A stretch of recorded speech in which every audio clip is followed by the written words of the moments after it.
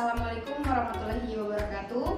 Kurikulum merupakan kumpulan rencana, tujuan, materi pembelajaran, dan bahkan cara mengajar yang digunakan sebagai pedoman oleh pengajar demi mencapai tujuan akhir pembelajaran. Fungsi kurikulum yang pertama yakni fungsi penyesuaian. Fungsi penyesuaian memiliki sifat mampu beradaptasi dengan perubahan yang terjadi dalam lingkungan yang cenderung dinamis. Selanjutnya, fungsi integrasi kurikulum. Fungsi integrasi kurikulum mampu menjadi alat bagi pendidikan yang dapat membentuk pribadi-pribadi yang utuh serta berintegrasi di masyarakat. Selanjutnya yaitu fungsi diferensiasi kurikulum. Fungsi diferensiasi kurikulum merupakan alat pendidikan yang memberikan pelayanan kepada setiap peserta didik yang mana mereka memiliki perbedaan masing-masing yang patut untuk dihargai. Persiapan sebagai alat pendidikan, kurikulum berfungsi untuk membantu mempersiapkan peserta didik menuju ke jenjang pendidikan berikutnya, serta siap untuk hidup bermasyarakat apabila peserta didik tersebut tidak melanjutkan pendidikannya.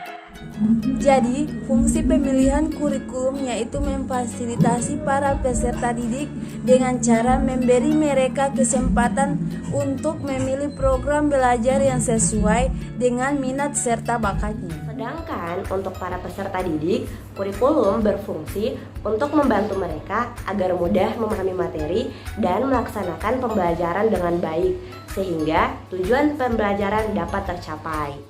Peranan konservatif ini pada hakikatnya menempatkan kurikulum yang berorientasi ke masa lampau.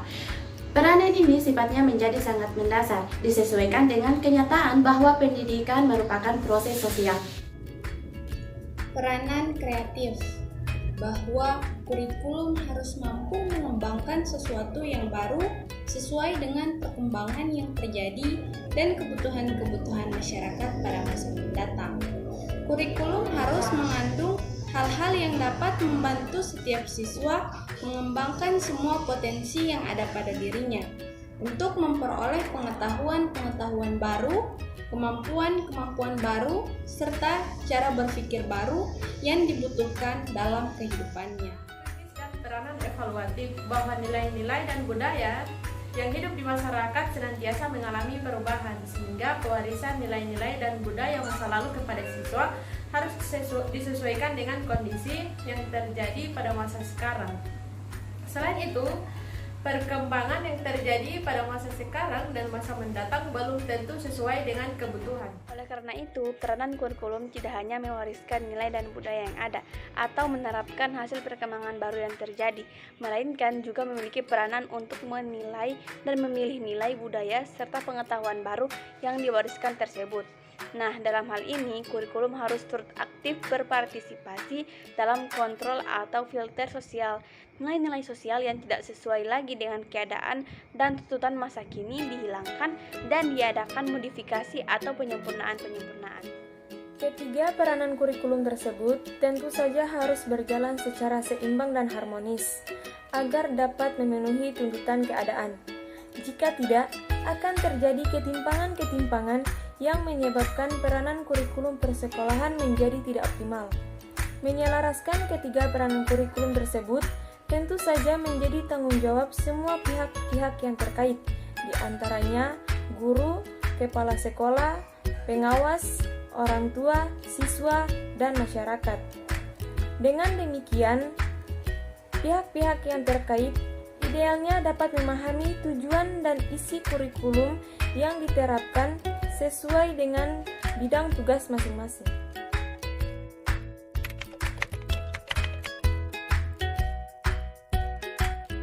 Kurikulum tingkat satuan pendidikan adalah sebuah kurikulum operasional pendidikan yang disusun dan dilaksanakan di masing-masing satuan pendidikan di Indonesia. KTSP secara yuridis diamanatkan oleh Undang-Undang Nomor 20 Tahun 2003 tentang Sistem Pendidikan Nasional dan Peraturan Pemerintah Republik Indonesia Nomor 19 Tahun 2005 tentang Standar Nasional Pendidikan. Penyusunan KTSP oleh sekolah dimulai tahun ajaran 2007-2008 dengan mengacu pada standar isi atau SI dan standar kompetensi lulusan atau SKL untuk pendidikan dasar dan menengah sebagaimana diterbitkan dalam Peraturan Menteri Pendidikan Nasional masing-masing nomor 22 tahun 2006 dan nomor 23 tahun 2006 serta panduan pengembangan KTSP yang dikeluarkan oleh Badan Standar Nasional Pendidikan atau yang disebut dengan BSNP. Perubahan yang menunjuk pada KTSP dibandingkan dengan kurikulum sebelumnya adalah KTSP yang bersifat desentralistik. Artinya, segala tata aturan yang dicantumkan dalam kurikulum yang sebelumnya dirancang dan ditetapkan oleh pemerintah pusat. Dalam KTSP, sebagian tata aturan dalam kurikulum diserahkan untuk dikembangkan dan diputuskan oleh pihak di daerah atau sekolah. Meskipun terdapat kebebasan untuk melakukan pengembangan pada tingkat satuan pendidikan, namun pengembangan kurikulum harus mengacu pada standar nasional pendidikan yang telah ditetapkan oleh Badan Standar Nasional Pendidikan atau BSNP. Ketetapan ini tercantum dalam Peraturan Menteri Pendidikan Nasional nomor 23 tahun 2006 tentang standar kompetensi lulusan pada satuan pendidikan dasar dan menengah. KTSP terdiri dari tujuan pendidikan tingkat satuan pendidikan, struktur dan muatan kurikulum tingkat satuan pendidikan, kalender pendidikan, dan silabus. Pelaksanaan KTSP mengacu pada Permendiknas nomor 24 tahun 2006 tentang pelaksanaan SI dan SKL. Kemudian ada standar isi. Standar isi adalah ruang lingkup materi dan tingkat kompetensi yang dituangkan dalam persyaratan kompetensi mata pelajaran dan silabus pembelajaran yang harus dipenuhi peserta didik pada jenjang dan jenis pendidikan tertentu.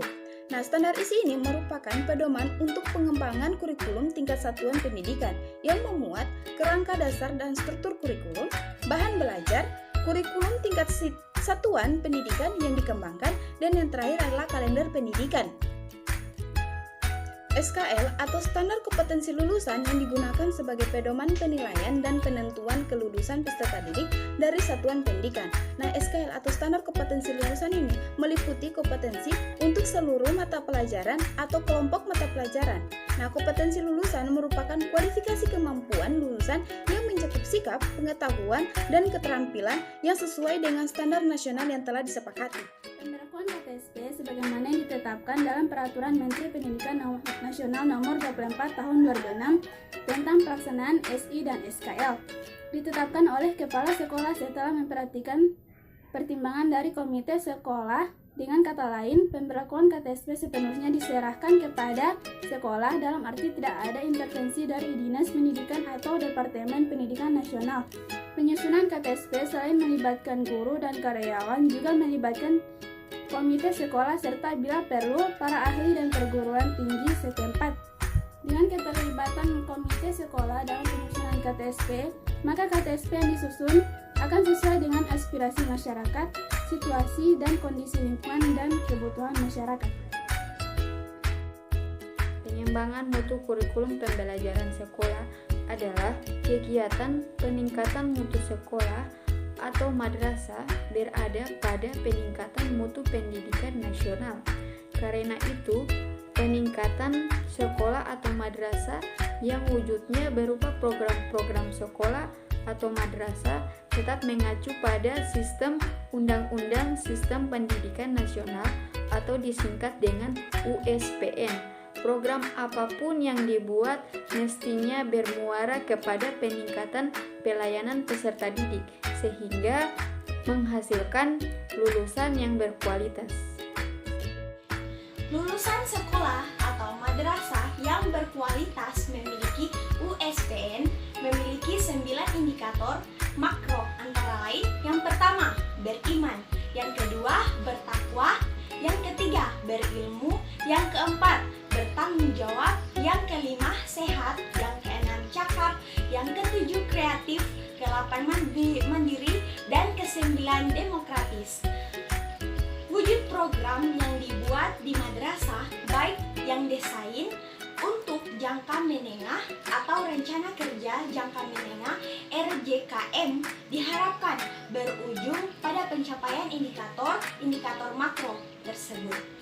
Setiap program yang disusun untuk mencapai tujuan-tujuan seperti yang di atas mestinya dimulai dari awal, yang rasional dan faktual. Untuk setiap program mestinya dimulai dengan analisis kebutuhan.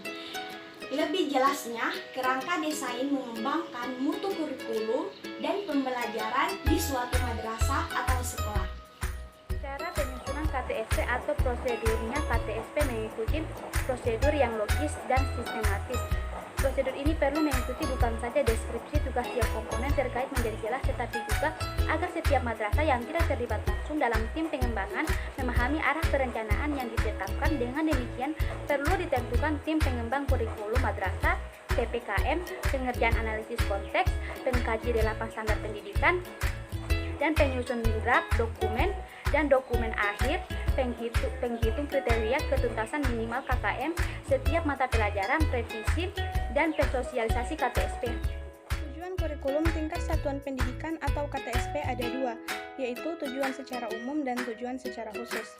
Tujuan secara umum diterapkannya KTSP adalah untuk memberdayakan dan memandirikan satuan tingkat pendidikan yang telah diberikan kewenangan atau otonomi kepada lembaga pendidikan. KTSP juga memberikan kesempatan kepada sekolah untuk berpartisipasi secara aktif dalam pengembangan kurikulum. Secara khusus, tujuan diterapkannya KTSP yang pertama untuk meningkatkan mutu pendidikan dalam kemandirian dan inisiatif sekolah dalam mengembangkan kurikulum. Yang kedua, untuk meningkatkan kepedulian warga sekolah dan masyarakat dalam pengembangan kurikulum melalui keputusan bersama. Yang ketiga, meningkatkan persaingan yang sehat antar satuan pendidikan. Adapun karakteristik dari KTSP yaitu terbagi menjadi 5. Yang pertama yaitu KTSP menekankan pada pencapaian kompetensi siswa baik secara individual maupun klasikal. Dalam KTSP, peserta didik dibentuk untuk mengembangkan pengetahuan, pemahaman, kemampuan, nilai, sikap, dan minat yang pada akhirnya akan membentuk pribadi yang terampil dan mandiri. Yang kedua yaitu KTSP berorientasi pada hasil belajar atau learning outcomes dan keberagaman. Yang ketiga, penyampaian dalam pembelajaran menggunakan pendekatan dan metode yang bervariasi. Yang keempat, sumber belajar lainnya yang memenuhi unsur edukatif. Kelima, atau yang terakhir yaitu penilaian pendekatan pada proses dan hasil belajar dalam upaya penguasaan atau pencapaian. Dalam KTSP hanya dideskripsikan standar kompetensi dan kompetensi dasar. Guru sendiri yang harus menentukan indikator dan materi pokok pelajaran, disesuaikan dengan situasi daerah dan minat peserta didik. Oleh karena itu, dalam mengimplementasikan KTSP di sekolah, kepala sekolah dan guru diberikan otonomi yang lebih besar dalam pengembangan kurikulum dengan tetap memperhatikan karakteristik KTSP. Karena masing-masing sekolah dipandang lebih tahu tentang kondisi satuan pendidikannya. Keberhasilan ataupun kegagalan implementasi kurikulum di sekolah sangat bergantung pada kepala sekolah dan guru, karena dua figur tersebut merupakan kunci yang menentukan dan menggerakkan berbagai komponen di lingkungan sekolah. Setiap sekolah dapat mengelola dan mengembangkan berbagai potensinya secara optimal dalam kaitannya dengan implementasi KTSP. Kurikulum tingkat satuan pendidikan atau KTSP 1. KTSP memberikan kebebasan kepada setiap sekolah untuk melaksanakan program pendidikan sesuai dengan kondisi lingkungan sekolah, kemampuan peserta didik, sumber daya yang tersedia, dan kekasan daerah. 2. Orang tua dan masyarakat dapat terlibat aktif dalam proses pembelajaran. 3. Guru harus mandiri dan kreatif. 4. Guru diberi kebebasan untuk memanfaatkan berbagai metode pembelajaran. Mulai diberlakukan secara nasional pada tahun 2006 jelas berbeda dengan kurikulum sebelumnya. Perbedaan yang paling mendasar adalah bahwa KTSP merupakan produk dari penjabaran Undang-Undang Sistem Pendidikan Nasional Nomor 20 Tahun 2003 yang bernafaskan Undang-Undang Otonomi Daerah. Dua hal penting yang membedakan KTSP dengan kurikulum sebelumnya sebagai dampak dari Undang-Undang Otonomi Daerah adalah: yang pertama, diberlakukannya kurikulum yang berdiversifikasi dan adanya standarisasi pendidikan. Sebagaimana diketahui bahwa Indonesia adalah negara yang heterogen baik dilihat dari aspek geografisnya maupun latar belakang sosial budayanya. Heterogenetis ini membawa dampak bahwa terdapat perbedaan yang cukup bermakna antara daerah dan pusat. Dengan diberlakukannya Undang-Undang Otonomi Daerah, maka setiap daerah mempunyai wewenang untuk mengatur urusan dalam negerinya. Dengan demikian, pada aspek pendidikan terjadi hal yang sama jika pada masa berlakunya sentralisasi saja sudah menyebabkan adanya perbedaan yang bermakna antara pusat dengan daerah, maka dapat dibayangkan apa yang akan terjadi jika dengan sistem pendidikan yang mengatasi perbedaan tersebut, maka kurikulum dikembangkan dengan mengacu kepada standar nasional. Artinya, meskipun tiap daerah bahkan tiap sekolah diberi kebebasan untuk mengembangkan kurikulumnya sesuai dengan kemampuan masing-masing, tetapi tetap harus mengacu pada standar minimal yang sifatnya nasional. Dengan demikian, diharapkan bahwa kurikulum yang dikembangkan atau KTSP dapat mengadopsi kebutuhan daerah, tetapi tidak melupakan aspek mutu atau kualitas pendidikan secara nasional. Aspek inovatif yang terkandung dalam KTSP diantaranya diterapkannya pendidikan kecakapan hidup, dikembangkannya keunggulan lokal sesuai karakteristik, kebutuhan, dan tuntutan setempat. Kurikulum berbasis sekolah dalam pengertian, meskipun kerangka dasar dan struktur kurikulum dikembangkan secara sentralistik, tetapi pengembangan perencanaan pembelajaran baik silabus dan RPP, dan kegiatan belajar mengajar dikembangkan secara desentralistik dan disertakannya peran serta masyarakat. Melalui pendekatan itu, diharapkan siswa kita memiliki kompetensi, sikap, keterampilan, dan juga pengetahuan yang jauh lebih baik tentunya. Mereka akan lebih kreatif, inovatif, dan lebih produktif, sehingga nantinya mereka bisa lebih sukses dalam menghadapi berbagai permasalahan atau persoalan dan tantangan di zamannya, dan memasuki masa depan yang jauh lebih baik tentunya. Pada pelaksanaan penyusunan kurikulum 2013 adalah bagian dari melanjutkan pengembangan kurikulum berbasis kompetensi atau yang sering kita sebut dengan KBK yang telah dirintis pada tahun 2004 dengan mencakup berbagai aspek kompetensi berupa sikap, pengetahuan, keterampilan, dan itu dilaksanakan secara terpadu. Sebagaimana amanat Undang-Undang Nomor 20 Tahun 2003 tentang Sistem Pendidikan Nasional pada penjelasan pasal 35, di mana kompetensi kelulusan merupakan kualifikasi kemampuan lulusan yang mencakup sikap, pengetahuan, dan juga keterampilan yang sesuai dengan standar nasional yang telah disepakati tentunya. Paparan ini merupakan bagian dari uji publik kurikulum 2013 yang diharapkan dapat menjaring berbagai macam pendapat dan juga masukan dari masyarakat. Inti dari kurikulum 2013 adalah ada pada upaya penyederhanaan dan tematik integratif. Kurikulum 2013 disiapkan nantinya untuk mencetak generasi yang mampu menghadapi masa depan. Kurikulum ini juga disusun nantinya untuk mengantisipasi masa depan yang sangat ketat. Para peserta didik nantinya dituntut ataupun dititik beratkan pada observasi, bertanya, bernalar, dan juga mempresentasikan hasil yang mereka peroleh dengan lebih baik. Adapun objek penataan ataupun pembelajaran yang difokuskan ataupun yang ditekankan adalah pada fenomena alam dan juga seni, budaya, dan juga yang terakhir adalah sosial. Karakteristik kurikulum 2013. Kurikulum 2013 adalah kurikulum berbasis kompetensi. Berbasis kompetensi adalah kurikulum berbasis hasil, dan oleh karena itu pengembangan kurikulum yang disarankan pada pencapaian kompetensi yang dirumuskan dari SKL atau Standar Kompetensi Lulusan. Demikian pula penilaian hasil belajar dan hasil kurikulum.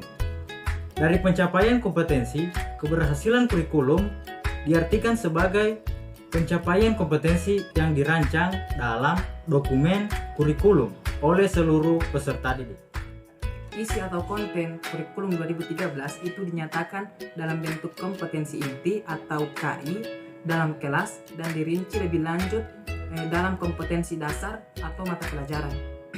Nah, kompetensi ini sendiri merupakan gambaran secara kategorial mengenai kompetensi dalam aspek sikap, pengetahuan, dan keterampilan atau kognitif dan psikomotor, dan itu harus dipenuhi oleh siswa. Sementara kompetensi dasar atau KD merupakan kompetensi yang dipelajari peserta didik atau suatu tema untuk SD, kemudian untuk mata pelajaran di kelas tertentu misalnya SMP atau SMPS dan SMA atau MA, SMK atau